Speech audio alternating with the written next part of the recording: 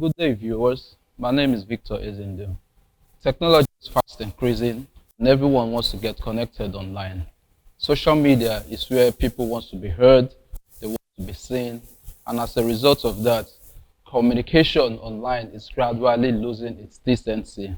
Social media is getting filled up with clouds chasing folks, hate mongering, abuse infested, and goalpost shifting mongrels. But as Christians, how do we really communicate online? What does the Bible talk about when we Christians communicate online? James chapter 1 verses 19 to 21 says, "My dear brothers and sisters, take note of this. Everyone should be quick to listen, slow to speak, and slow to become angry, because human anger does not produce the righteousness that God desires. So therefore, get rid of all moral filth and evil that is so prevalent, and humbly accept the word of God." 2 Timothy chapter 2 verses 23 to 25 also talks about us avoiding foolish and ignorant disputes, knowing that they generate strifes. So as Christians, we need to be careful about everything that we say, especially on social media. As you know, the saying goes, the internet never forgets.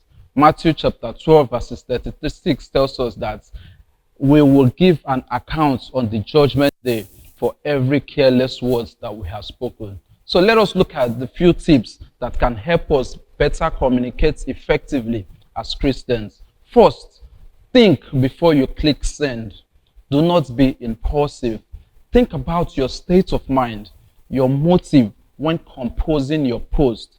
Reread the content before you click the send button. Second, avoid instantaneous outbursts. Do not respond to comments instantaneously. Give it some time or some minutes or even hours and talk it out calmly. Issues are best resolved when discussed calmly and politely. Another one is ask before you assume. Just because someone you know has posted something that sounds really good doesn't mean it's true. Do your homework before reposting. Be kind, cautious, and respectful even while communicating online. When we share the truth, we should do it in love, and in everything we do, we must represent and attract people to Jesus Christ as Christians. Let us always take the high road. Another point, social media can be a cesspool of spinning. Let us learn not to engage. If someone does you wrong, do them right in return, as it is expected of us as Christians. Another pointer, let us assume that everything we post online and we share will become public. So if you don't want people seeing that post, don't go ahead posting it. Let us approach every controversy with caution. The Bible praises discretion. Some points are not worth it. We should know when to be knowledgeable and well supported. We should not be presumptuous or flippant. Also, we need to understand that there are times when we need to set boundaries. We should be extremely mindful of the age and the gender of the person in which we are carrying out online conversation with. Also, another thing we need to take note is that we should not break the news unless we are sure. If we are not 100% sure or certain about a news or a person or an event to know if it is accurate, let us not share it publicly. We also need to protect individuals and kids. Let us not say something that will put someone else in an awkward or compromised positions. Let us not post pictures of other people, especially children, without their having their express permissions. Now, while engaging in conversations, as Christians, what do we need to do? First thing, we need to be truthful. Do not be lazy or misleading in our posts or in our write-ups. Most people do it online because they are trying to chase clouds. Let us do the necessary work to make sure that whatever we post online is not only true, but accurate and clearly written. While also posting, let us respect copyrights and intellectual property. Where necessary, let us learn to give credit to whom the credit is due. If possible, include a link to the source where you got the rights from.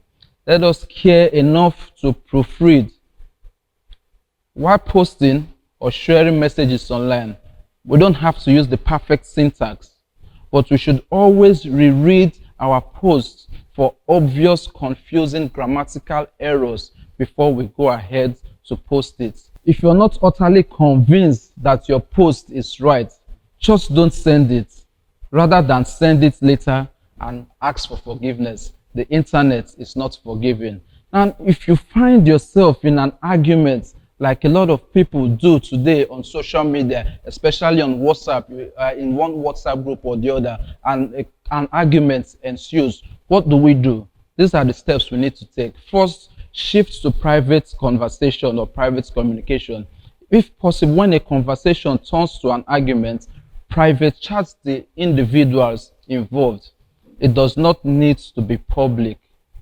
Another thing we need to look at is we should not retaliate or fight fire with fire. Retaliation always leads to escalation, but a gentle answer is the Bible's solution to an angry argument. No wonder Proverbs chapter 12 verse 18 says, "There is one who speaks rashly like a piercing sword, but the tongue of the wise brings healing." So when you get irritated by what you see or what you read online, the best thing we have to do is to walk away, because communicating while angry is a sure way to make matters worse. Stop, spend some time with God, and then come back later to address the issue. Give the benefits of doubt. If love bears all things, then it is a little thing for us to give an individual the benefit of doubt. Perhaps what the person might have said, we might have misread or misunderstood. And also, very important notes about sharing or communicating online with, as Christians, is we need to learn, or we need to be willing to admit our mistakes. If we are wrong or you've posted something in error, admit it. It may not be the primary issues, but bringing humility into an argument may calm things down. As Christians, we are expected to follow these steps, and I do pray that once we do, we'll represent Christ even in our conversations online. Thank you. Do not forget to like the video and also subscribe to our channel till when next we come your way.